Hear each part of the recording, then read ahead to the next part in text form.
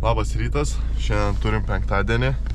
Penktadienį pradedam, kaip matėt, jau su darbiniu auto, ne su pitaku šį kartą. Ryte tokie reikalai, kad reikia susirinkti dėžės. Dėžės mums reikalingos pakavimui, jos kaip ir į pabaigą. Judam dėžių, prilėkiam dėžių, susirinkom dėžės, turim pilną darbinį auto dėžių. Tai dabar galėsim pakuoti. 5 hours later. Nu ką, diena jau įpusėjo, gal net daugiau negu pusę prabėgo dienos. Darbų daug nieko nepadarėm, tipinis penktadienis. Galvoju, pafilmuosiu varau mašiną į ardymą. Turim tokį kabluką ardysim Opelis. Tokia va komplektacija. Tipinis kablukas, nieko įspūdingo. Galim pasižiūrėti galą.